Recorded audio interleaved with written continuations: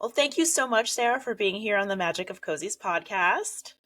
Thank you. I'm so excited to talk with you, Cynthia. It's going to be, I think, a really fun. So you have a couple of series out there, and they're not paranormal cozies. You have the book blogger mysteries, the trending topics mysteries, and then I want to say maybe a fantasy court of mysteries series. That's it. Yep. Yeah. So tell us about your journey into writing magical cozy mysteries. It certainly is a winding one. And given the fact that you just mentioned all of the other books that I've kind of experienced, the contemporary cozy mystery that is kind of steeped in reality versus like a historical fantasy themed mystery, it just felt like the logical next step for me as a writer to begin exploring other subgenres that are in the cozy mystery umbrella, because I love mystery. I love cozies. I love writing them. But there are just so many different niches that you can find within the genre itself. And it just seemed like a really fun challenge for me to dive into. And one of the things that really kind of enticed me was that the paranormal cozy mystery community was just so warm and fun and welcoming as a reader. And to see like how the authors were interacting with their followers and all of this good stuff, it's like, wow, like I would love to be a part of this community.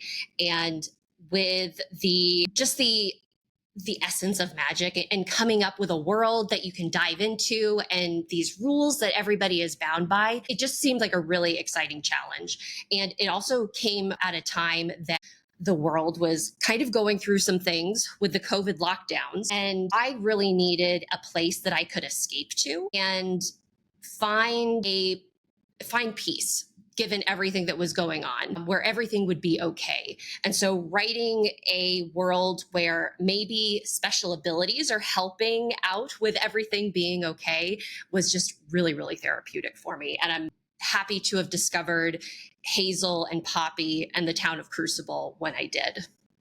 I'm so fascinated by that you said that, because I had a separate conversation and that sort of came up too, the magical element, right? Mm-hmm. That these are everyday people with a little magical ability, and the comfort that brings, where it's not quite so simple of snapping your fingers and everything is, hunky-dory, but that you can use it to sort of help things along and make things a little bit easier. Yes. It's really comforting and adds an extra layer of coziness that the paranormal cozy mysteries have.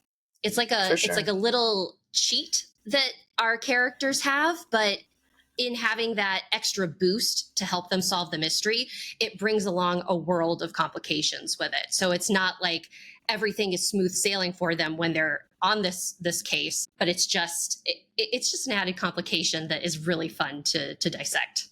Yeah, for sure. And I do love this town of Crucible. So it takes place, you're welcome. It's in upstate New York. Mm-hmm. Is it a real place, or is it based on a real place? It is not a real place. I want to say that maybe in the back of my mind that it is based on a few of the towns that were around the college that I attended. I went to Elmira College. And so that area of upstate New York I was there for 4 years. It was steeped in my mind, and it felt like a nice ode to my time there. And we always used to joke when I was attending school that we lived in like a little bubble because our weather was much nicer than I ever pictured upstate New York winter being. And that concept of a bubble really stuck with me. It's like, well, what if there was this town that was protected from the elements of the world? And if that bubble were to burst or crack or shatter, what would the effects be? And that kind of is what set the tone for some of the magic that is weaved into the Glenmyre Whim Mysteries. Yeah. And so these whims or premonitions, essentially, that these characters have, so Poppy and Hazel are, at least in book 3, are their 2 main characters that are solving the mysteries. And Poppy has, let me see if I can remember. So Hazel has the ability to see people's timelines, right? And kind of know when, which I read that and was like, whoa, that's major. It's really, and your reaction harkens back to so many comments that I got when I was first writing the first book, You Can't Handle the Truth, because they're like, Sarah, this is a cozy mystery. Like, why is your heroine seeing when people are destined to die. I'm like, you know what? That's a good point. But there's something about her struggle that I have really enjoyed is the wrong word, but I've really gotten a sense of achievement and accomplishment out of Hazel's growth and how she approaches the world, given the fact that like she has this really heavy thing that she deals with every day. Luckily, she has these glasses that she's able to wear that obscure the times from people around her.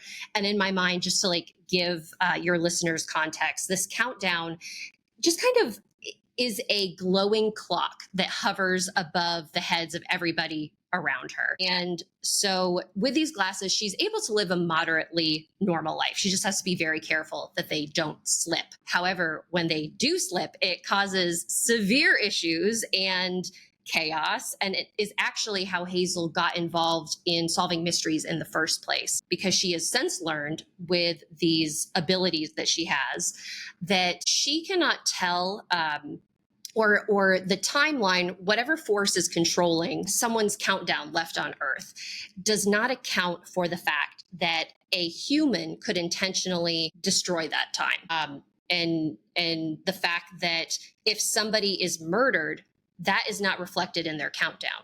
They could very well see that somebody has 50 years left to live and then be dead the next day. And that's, to Hazel, is indicative of like, wow, like this person's time was purposely cut short. It wasn't planned or predestined or anything like that. So that's kind of knowing when a murder has occurred, she's Right. able to take the steps to insert herself into it. Right. No, it's great. I mean, it's a like you said, it's a heavy burden to bear, but it's also really helpful in her solving of mysteries. And then remind me, Poppy's So ability. Poppy's, yes, this is like a lot more fun and bubbly to write about. And Poppy herself knows that she has kind of been blessed with this particular gift because she sees Hazel struggle and how Hazel's whim affects her. But Poppy has the ability just to see like a colorful aura around a person. And that aura indicates their feelings, their mood, reactions that they may be having to the world around them. So you can see that her whim in particular is very, very helpful when they are questioning suspects, because she can see that, ooh, like there is some deception there, or there was some level of anger or rage that was radiating from this person. So she's kind of like a human lie detector, which is really helpful for an investigation. But for me as the writer, it can sometimes be a little bit too overpowered if she's too OP at sometimes, because she could meet the killer and be like, oh, well, this person did it. And that kind of takes the fun out of solving the mystery. So having to weave Poppy's ability in and out of the book in a believable way is one of the biggest challenges that I face each time that I'm crafting the mystery itself. Yeah. And why those two abilities with those characters? Is this something you researched or they came to you? That's a really good question. I knew that I wanted one of the Glenmyre girls to have a ability that was super helpful with their crime solving. Like, it makes sense for Poppy to be involved in a crime because of the usefulness of her whim. And with Hazel being the main character who we experience the story through, even though Poppy has main character syndrome in her own right, Hazel's the one that we witness the events unfold through. And I wanted her relationship with her whim to be a little bit more adversarial, where she's not really happy that she has this ability, and yet she's trying to make the best of things and figure out, how can I help the people of Crucible with the ability that I've been given. And so the fact that her whim has a hand in uncovering when murders have happened, she's able to feel some sense of satisfaction of like, I contributed in this way, even though it's a morbid ability that she has to overcome a lot. It affects her relationships. She has a boyfriend in the series and trying to grapple with the fact of, do I look at what his time is? How do I keep his time hidden away? Like, how do we deepen our relationship with holding on to this burden? So I wanted to give her something that was pretty intense to deal with. And this whole concept of seeing someone's time, but then having that time be wrong if the person is murdered, I felt would be a nice way to also bring her into the mystery as well. Yeah. And you mentioned that maybe a little bit of Crucible is based on where you went to school, but do Mhm. you have any, did you have any specific way that you approached your world building and creating this town of Crucible? One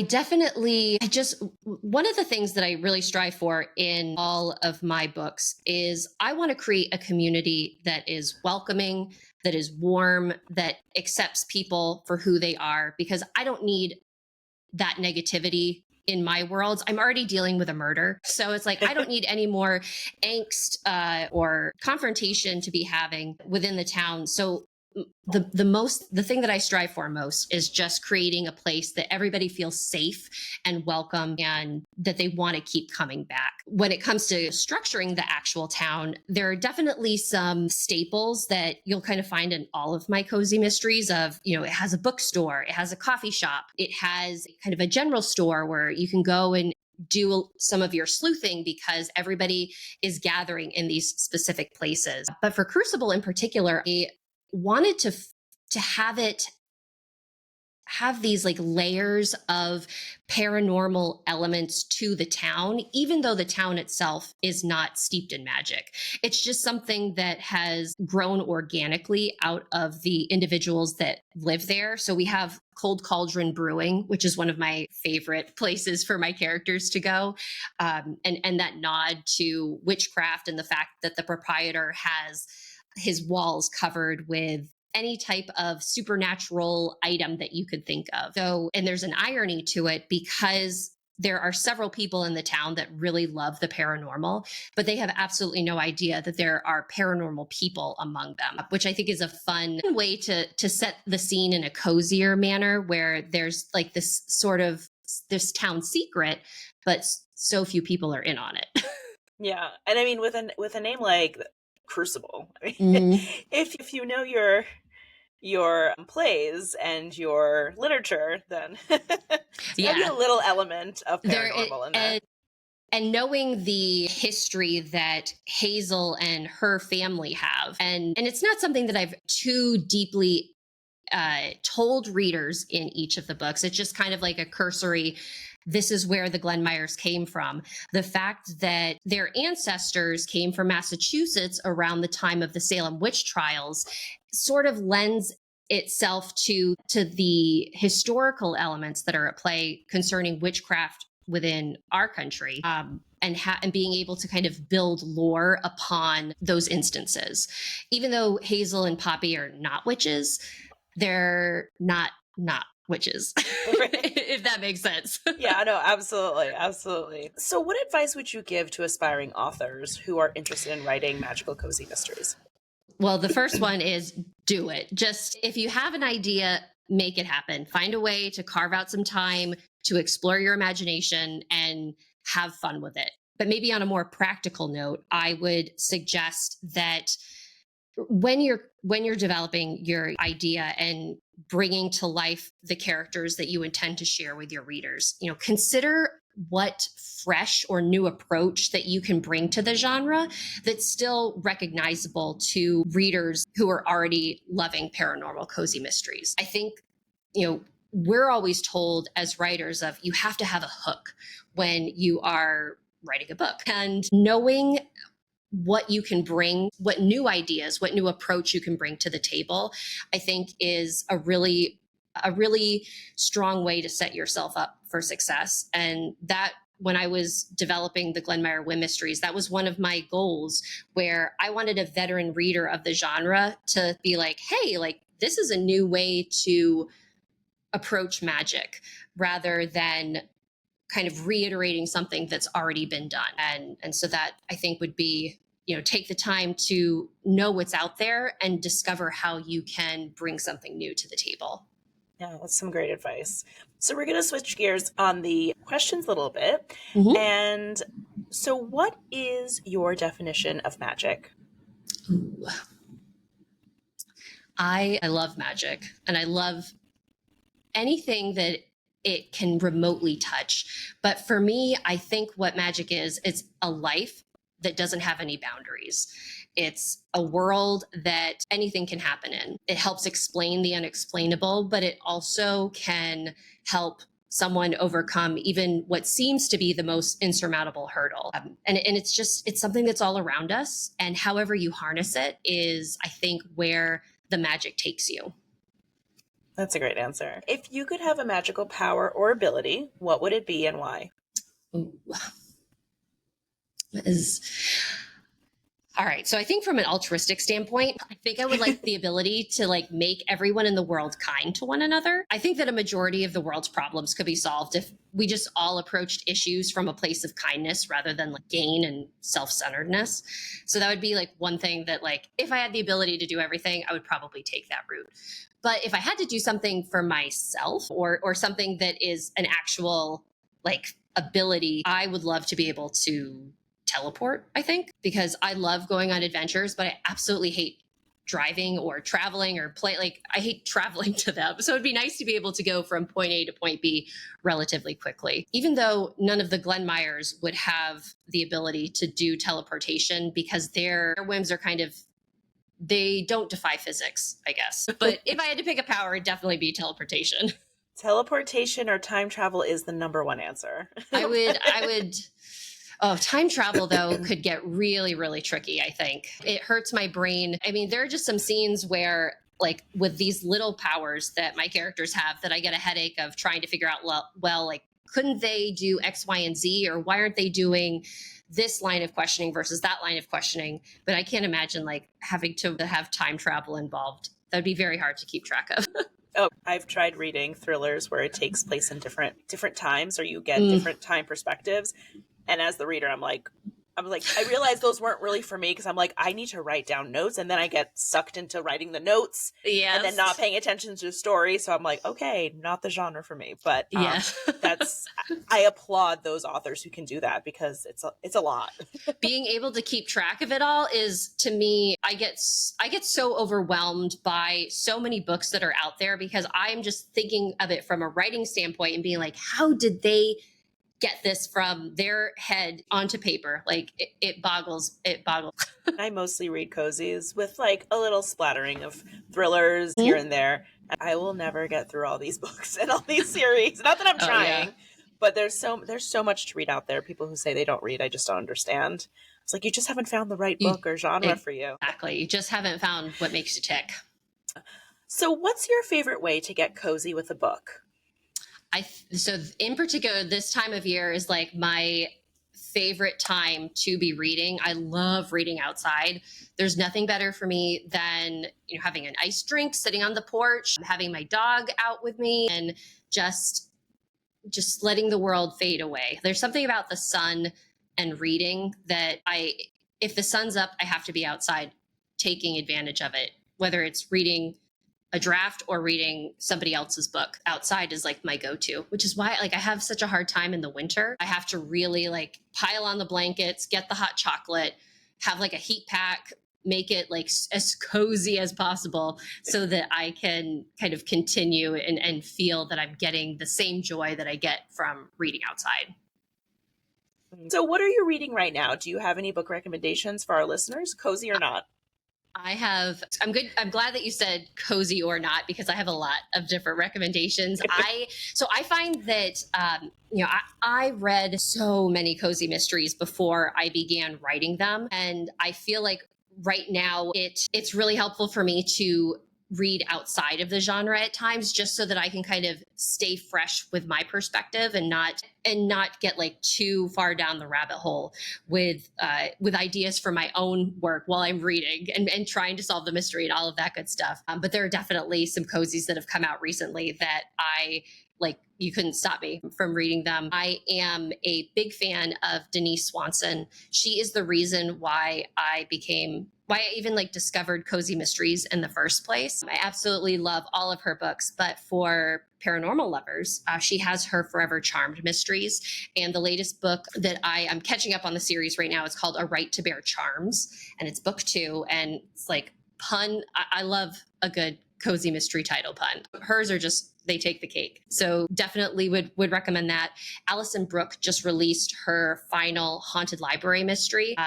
Her sleuth, Carrie Singleton, is a librarian who has a ghost that haunts the library and helps her out on her adventures, and very much enjoy that series. And sad that it's ending, but also know that's like knowing or as a writer, knowing when it's time to say goodbye is like it's a very odd experience and very bittersweet. And so I'm excited to dive into that. But outside of the cozy realm, I'm actually a huge fan of manga. There's something about the reading experience paired with the visual and these like beautifully fun, lighthearted stories that I really, really enjoy. I just finished a Friends to Lovers book out that's called Stay by My Side in the Rain, and the author is Shoko Rakuda, and absolutely gorgeous. It's like they were friends in high school, they reconnected as they got older, and just a beautiful story. And from a fantasy standpoint, one that I'm reading is called The Gentle Noble's Vacation Recommendation, and it takes place in like a fantasy world with a person of questionable origin. We're not sure where they came from or how they're in this particular realm, but they're going around and adventuring, and it's been fun so far. So I read. I have not got into that yet, but it sounds really charming. It's definitely, after like a long day of writing, to be able to just kind of have the visuals guide me, and of course like the text and everything that's there, but you're just getting so much from looking at the page that it's a really nice like calming experience to help me unwind. It's great. So do you have any new projects you would like to share or promote? Yes. New in the fact that I have new books that are coming out in my existing series. Let's see. I'm currently working on the final book of my Court of Mystery series. It's going to be book 14. So it's been a wild journey to be with Duchess Jacqueline and her friends. This series, it takes place in a fantasy fictional realm that's called the Realm of Virtues. And it's been just so fun really building my own world from the ground up. And so being able to find a place where I feel comfortable saying goodbye it was a big decision. And honestly, as I'm revising it right now, I'm like, did I make the right decision? Should we keep going? What have you? But I also have plans to do a spin-off with the series, taking a few characters and putting them on their own adventure. Excited to be able to dive into that at some point. But I also have the next trending topic mystery coming out in May 2025 from Level Best Books. And the trending topic series features, I just have so much fun writing Coco and her friends. And so I'm really excited for readers to see what the Sleuth Squad is up to in the next installment. That's great. That is definitely on my short, well, very long TBR list, but on the short end of the list. Yay. For sure. And how can listeners find you? I can be found, first and foremost, at my website. It's www.saraheburr.com, and it's Sarah with an H. And as for staying connected online, I am always on Facebook or Instagram. My handle is @author Sarah E. Burr. I even do a weekly touch base with my Facebook followers where I do a live stream at 1:30 p.m. Eastern time on Wednesdays. We call it our lunchtime live, and touch base with everybody, see how folks are getting through the week. And I talk about some of my writing challenges or achievements that I've had during the past couple days, as well as just like fun things that are happening in life. So it's a nice way to stay connected with people, and they can comment and ask questions during the stream. So it feels like a really nice sit down. That's great. Excellent. Well, thank you so much, Sarah, for being on the podcast today. Oh, well, thank you. Really enjoyed speaking with you. Oh, thank you. It was so tickled, honored to be here. So thank you so much, Cynthia. This has been super fun, fabulous questions. Thank you.